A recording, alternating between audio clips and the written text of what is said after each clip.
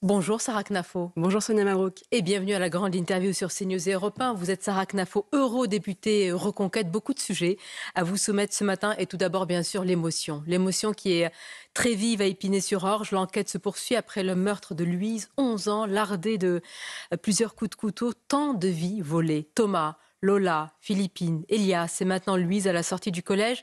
Que dit selon vous, Sarah Knafo, cette série dramatique de la sécurité, de l'insécurité dans notre pays, dans nos villes et nos villages?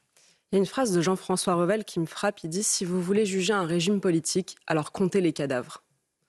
Quand on compte, quand on énumère ce que vous venez de faire, que des enfants, que des adolescents, tous jeunes, tous innocents, qui n'ont jamais cherché la bagarre, qui n'ont jamais dit un mot de travers, on voit leur visage, on voit leur famille, on voit à quel point ça avait l'air d'être des enfants bien élevés qui n'avaient jamais cherché à mal.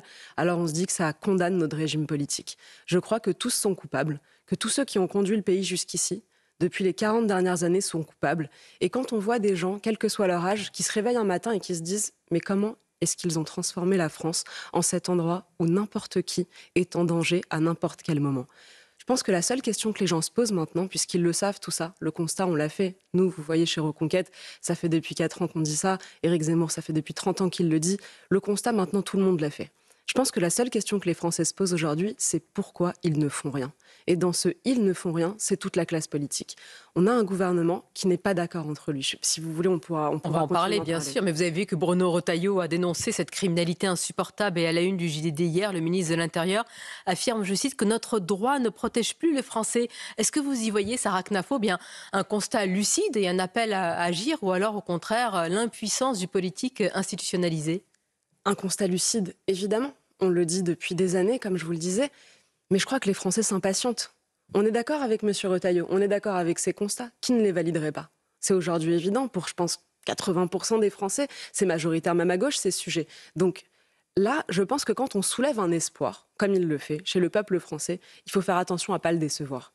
Et là, à mesure qu'on voit des drames qui se reproduisent, on se met à s'impatienter. Et on se dit, mais pourquoi est-ce qu'il n'agit pas? Il a une chance, contrairement à nous, qui avons fait le même constat il y a longtemps, c'est que lui, il est au pouvoir. Et comme il est au pouvoir, il a des manettes. Et les manettes qu'il a aujourd'hui, il devrait les actionner. Et les actionner vite, parce que je vous le dis, les Français s'impatientent. Alors, c'est intéressant. En quoi vous feriez différemment? Par exemple, Sarah Knafo, pour être très précise, l'un de vos chevaux de bataille, c'est la justice des mineurs. Vous voulez en finir avec la culture de l'excuse. Alors, tout le monde a dit, depuis des années, tolérance zéro. Qu'est-ce que vous feriez si vous étiez au pouvoir que d'autres n'ont pas fait? Le premier principe à avoir, c'est qu'un jeune qui tue comme un adulte doit être jugé comme un adulte.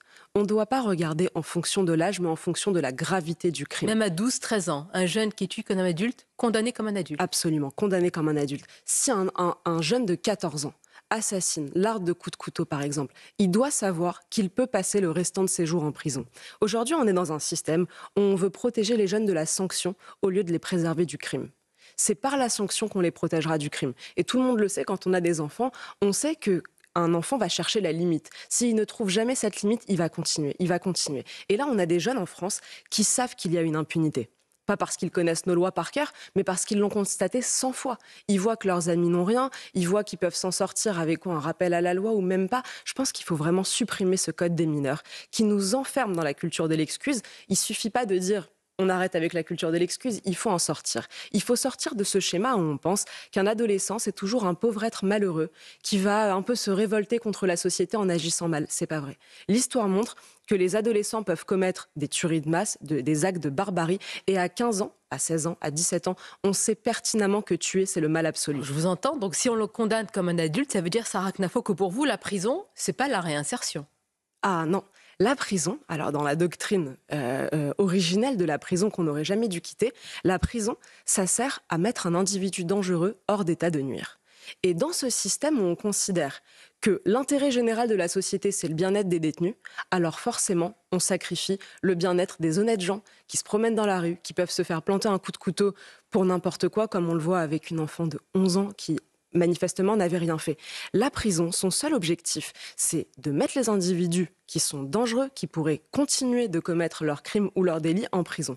Quand on regarde la situation en France, on voit qu'il y a carrément inscrit dans nos lois la demande faite aux magistrats de ne pas mettre les individus en prison et de leur préférer des alternatives. Des aménagements, pas de pas les mettre, mais de préférer à chaque fois que les peines prononcées ne soient pas des peines de prison. Vous ne donnez plus le choix d'alternatives possibles aux juges? Il faut absolument des peines planchées. Donc il faut dire que certains cas doivent mériter de la prison ferme quoi qu'il arrive. Pour ça, en fait, pourquoi est-ce que vous n'avez pas des gens qui sont mis en prison? D'abord par idéologie. L'idéologie, on l'a dit, ça a été celle de Madame Rachida Dati, de Madame Taubira, de Madame Belloubet, toujours la même. La prison, c'est l'école du crime, donc on pense ça. Oui, et par manque de place. Et à la fin, on s'aperçoit de quoi? Qu'on a des multirécidivistes partout dans nos rues. C'est bien que leur système a échoué. Si on a déjà de la récidive alors qu'on ne les met pas en prison. Moi, je pense qu'un individu en prison, un criminel en prison, c'est la meilleure manière de faire qu'il ne récidivera pas. Le ministre de l'Intérieur, Sarah Knafo, comme le ministre de la Justice, qui s'exprime aussi sur l'immigration et le droit du sol. Gérald Darmanin se dit favorable à l'ouverture du débat sur le droit du sol en France. Sa déclaration, vous le savez, a provoqué des hauts-le-cœur, des crispations dans son camp. De quoi c'est le signe, selon vous? Je pense que c'est le signe que même au sein de ce gouvernement, ils ne sont pas d'accord. Donc on a de très belles interviews, on a parfois des bons constats qui sont posés par M. Darmanin ou par M. Retailleau, et puis à la fin, ils s'écharpent entre eux.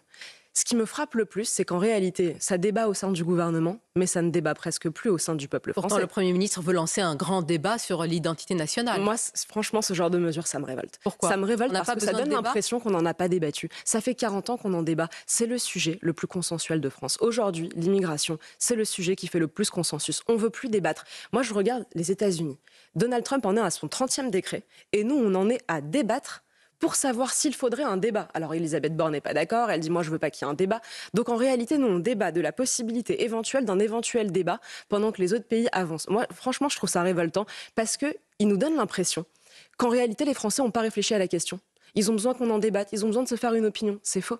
70% des Français sont d'accord, quelle que soit la question, quel que soit le sondage, pour arrêter avec l'immigration, pour expulser les délinquants et les criminels, qu'ils soient binationaux ou étrangers. Tous les Français sont d'accord, et même à gauche, vous trouvez des majorités. L'identité nationale, en tout cas, il y a un responsable politique qui a pris à bras-le-corps ce sujet, c'est Jean-Luc Mélenchon, qui a d'ailleurs parlé du grand remplacement, avec d'ailleurs dans une salle des gens qui se sont mis debout, qui ont applaudi. Comment vous avez réagi à l'expression qui est reprise de grand remplacement par Jean-Luc Mélenchon? Je pense qu'aujourd'hui, le sujet du grand remplacement, c'est pas est-ce qu'il existe ou est-ce qu'il n'existe pas. Maintenant, il y a consensus, là encore, 67% des Français disent qu'ils ont peur du grand remplacement. Je pense qu'aujourd'hui, le seul clivage, c'est entre ceux qui le promeuvent, c'est Jean-Luc Mélenchon, vous l'avez dit, et ceux qui le combattent, c'est Éric Zemmour. C'est-à-dire vous et Jean-Luc Mélenchon, ce sont les deux projets aujourd'hui de société. Je pense que ce sont les seuls qui sont lucides sur la question, l'un pour en profiter, et je trouve ça criminel, parce que ça signifie absolument. C'est criminel de se dire que ce pays, d'après Jean-Luc Mélenchon, est terminé. Vous savez, il parle de nouvelle France. Ça veut tout dire. Ça veut dire que l'ancienne France, on va la mettre à la poubelle. Et maintenant, lui se dit, j'arriverai au pouvoir grâce au grand remplacement, grâce à ce nouveau peuple. Il appelle ça le nouveau tiers-État. Nous, ce qu'on dit, c'est on veut garder la France. On veut garder la France que les gens ont connue. On veut même la rendre plus grande, qu'est-ce que vous la répondez rendre à ceux plus puissante. qui vous disent, eh bien, c'est une identité qui est figée, justement, qui est gravée dans le marbre, qui ne bouge pas, votre identité? Ça n'a jamais été figé. Ça n'a jamais été figé. De se dire qu'il y a un peuple historique, qui est sur le sol de France depuis longtemps, qu'on a des ancêtres, c'est pas quelque chose qui est figé. Vous savez, même dans le conservatisme, l'idée, c'est de continuer à transmettre ce qu'on a fait pour l'améliorer, pour améliorer cette transmission et pas pour l'effacer. La table rase, c'est les communistes, c'est Jean-Luc Mélenchon. Et ceux qui ne veulent pas, Sarah Knafo, s'assimiler, ceux qui sont dans la haine de la France, et pourtant, ils sont français depuis 2 ou 3 générations, même parfois plus que moi. Comment on fait, ou vous, effectivement, donc c'est intéressant cette conversation, comment on fait par rapport à ces jeunes Français aujourd'hui? Moi, je crois qu'aujourd'hui, il va falloir tenter ce qu'en fait, personne n'a jamais tenté. C'est-à-dire un véritable plan d'assimilation qui, selon moi, doit reposer sur plusieurs piliers. Le premier, c'est la tolérance zéro.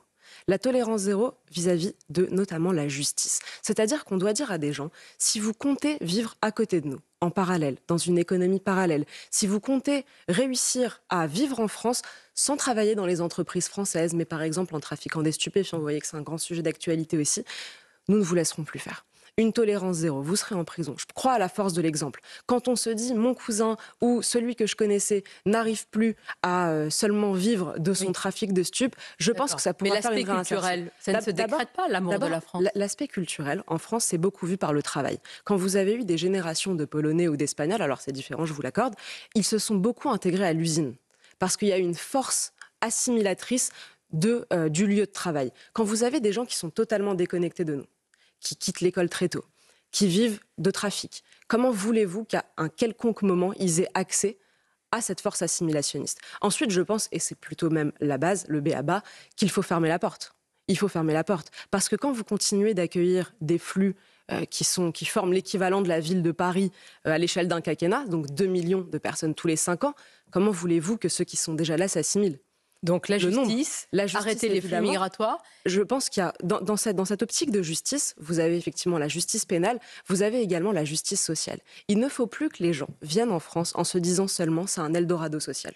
Il faut que ceux qui sont dans notre pays se disent on vient pour apporter quelque chose. Nos parents, les miens, mes grands-parents ont été fiers d'apporter quelque chose à la France, de travailler, de ne jamais bénéficier d'aide sociale, de se dire si je suis ici, je dois quelque chose à la France et donc je travaille, j'offre quelque chose, j'offre mon travail, mon savoir, mon inventivité. Des générations entières de gens se sont dit la même chose. Aujourd'hui, vous avez en France des Libanais, des Asiatiques qui sont chez nous et qui se disent je veux apporter quelque chose au pays qui m'a accueilli. Donc, le deuxième pilier, je vous ai dit justice pénale en premier, le deuxième, arrêter cette attractivité sociale, arrêter cet assistanat, que les gens qui sont là pour profiter de nous et de notre générosité n'aient plus aucun intérêt à rester. Si parce qu'on peut arrêter les flux migratoires, mais pardonnez-moi de parler ainsi, il y a les stocks. Par exemple, Éric Zemmour avait évoqué lors de la dernière présidentielle, Sarah Knafo, le fait de ne pas donner un prénom français à son enfant. Est-ce que vous faites partie aussi d'une autre génération, vous estimez que donner un prénom étranger à son enfant, c'est ne pas s'assimiler?